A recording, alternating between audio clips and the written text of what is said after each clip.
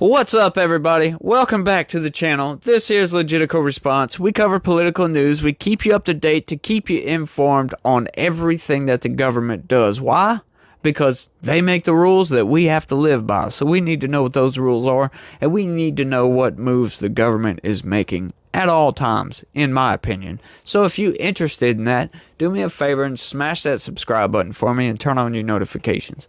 And if you also could, do me a big favor before we get started and smash that like button for me. That sure does help. It helps out a lot.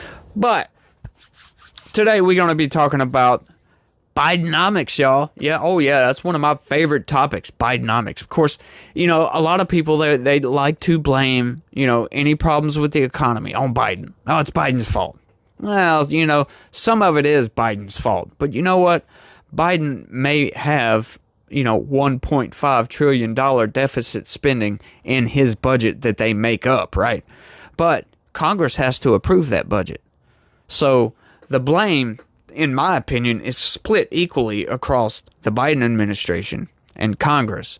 So it's not just Bidenomics, it's Congress-Idenomics, if you want to call it that. That's a ridiculous name, and I should have never came up with that. I do apologize if I made anybody stupider from what I just said. I do apologize for that. But let's go ahead and get into the story right quick, y'all. This one's pretty good. Check it out. Koch-backed group unveiling campaign showcasing truth on Bidenomics. That's right.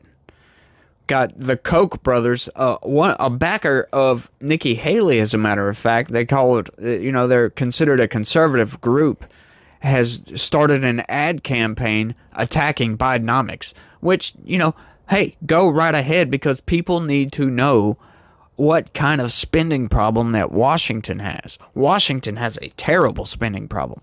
They love to blow money on BS like you would not believe. If you look up some of these bills, like go look up last year's omnibus spending. Holy crap, there's some people that have went through and broke it down.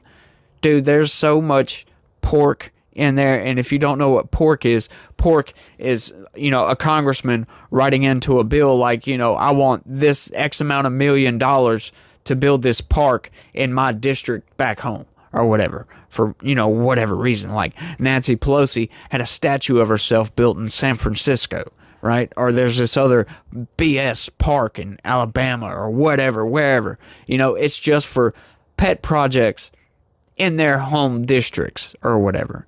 And there's so much stuff of it, you know, there's so much pork in these omnibus packages, right? And they love, you know, politicians love to use this as a tool, as a weapon, as a political weapon, because they'll write up a bill like, you know, don't kick dogs bill, right?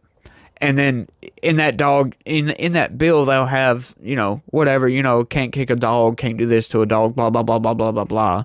And then, you know, somewhere inside of that bill somewhere, they'll have a provision saying, yes, and this also allocates $50 million to add curbs to this rural street or some stupid crap like that, right? Or give $50 million to a hospital for no apparent reason, right? And then when somebody reads that bill and they see that and they're like, holy crap, I'm not voting for this. Why would I want to pay $50 million to add a curb to a street way out in the middle of nowhere or whatever, right? So then you get congressmen will vote no on that. And then other congressmen will use that as a political weapon, saying these people advocate for kicking and killing dogs because they didn't vote for this bill. It's a freaking BS tool. Democrats love to use it, Republicans love to use it, and independents love to use it. All three of them. Any politician that will use it, almost any politician. There are some politicians that don't do stuff like this, but most politicians that will use it as a political tool to make their opponent look bad. And it's underhanded as hell. And that's part of the corrupt system that we have. All right, but let's get into the story right quick, y'all. Americans for Prosperity, the conservative political action committee backed by Charles Koch, launched an 8-figure ad campaign Monday attacking President Biden over his economic policy, and for good reason. Biden has terrible economic policy. I mean, how do you write up a budget with a $1.5 trillion deficit? I would love for anybody in the comment section that spends more money than what they make, right? You know, oh, okay, I know, credit cards, right? But you can't just vote with your family to raise the debt limit on your credit card, can you? No, you can't do that. So let me know if you spend more money than what you make. The campaign hits the president over Bidenomics, arguing the president's policies have led to high prices and a bad economy, which they have. Of course, Trump is also somewhat to blame for that as well. Yeah, Trump did a lot of spending during COVID, and you could argue that, sure, it was necessary, but yeah, Trump wasn't an angel, by no means. Trump has his problems. That's why I say he's a man with flaws, but he's still the best choice, y'all. He's still the best choice. President Biden will try to paint a rosy picture about Bidenomics in his State of the Union this week. But it's no use pretending high prices are someone else's fault, which he does. He does do that a lot. The reality is that everything costs more due to President Biden's big government spending binge.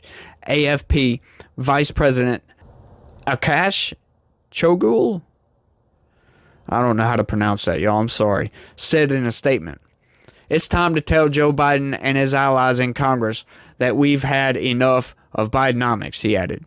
The ad blitz centers on digital television and physical ads in the Washington, D.C. area starting this week, just in time for Biden's State of the Union address Thursday.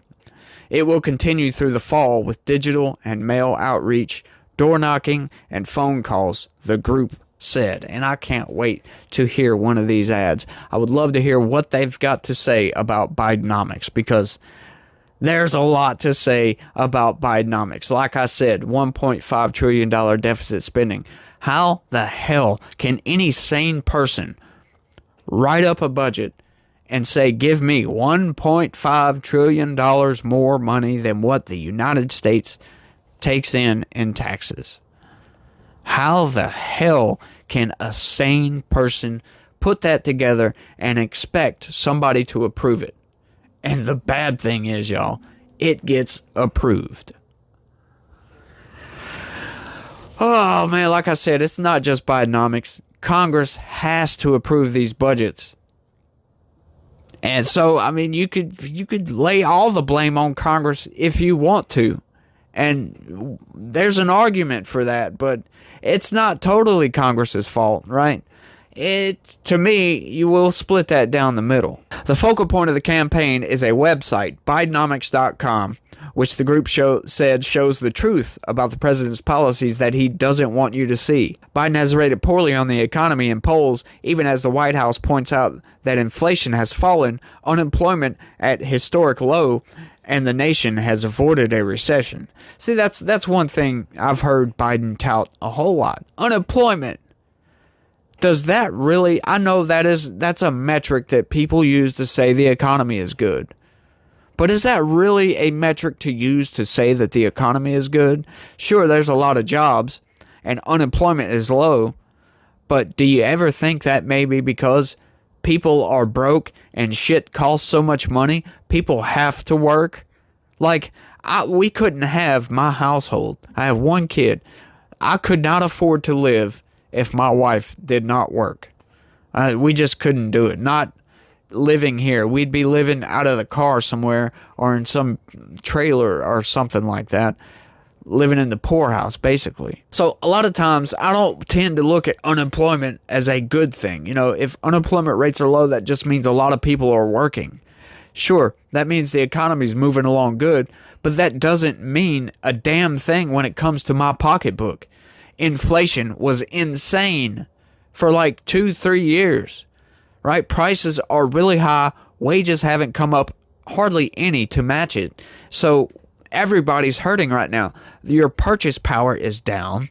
And these people want to try to tell me that the economy is doing good. Yeah, you can go screw yourself, buddy.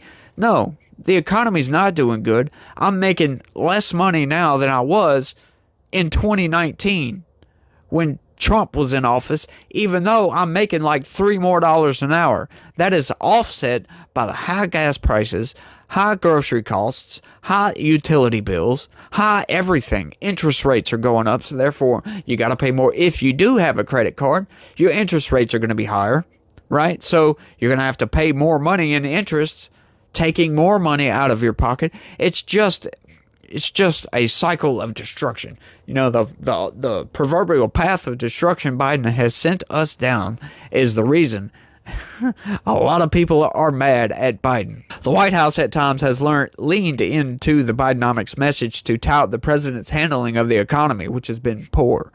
But the president's GOP critics have sought to use the same name as a weapon against Biden. Yes. And a survey from the Associated Press and Newark Center for Public Affairs Research released Monday, just 34% of voters approved of Biden's handling of the economy.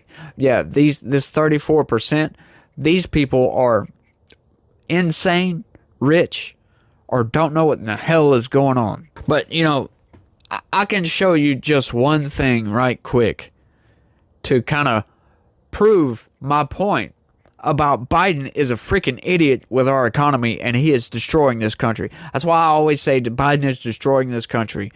You know, we got the border, we got his domestic economic policy is crap, his foreign policy is crap, it's all falling apart. But this one thing right here, to me, just proves it. Let me read that right quick.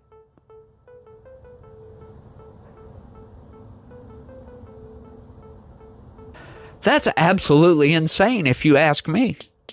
But that's all I got for this one. I want y'all to let me know what y'all think about all this down in the comment section. Are you one of the 34% of people that think the economy is just doing great, that your purchase power is just fine, that Bidenomics is working?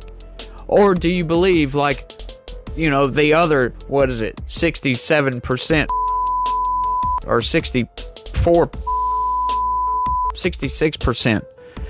Sorry, I had a math meltdown just now. The other 66% of people out there in the country think that, yeah, the economy's bad and we're not doing very good right now. Let me know what you think down in the comment section. That's all I got for this one. I want to thank everybody for watching, and y'all try to have a good day and be positive. Peace.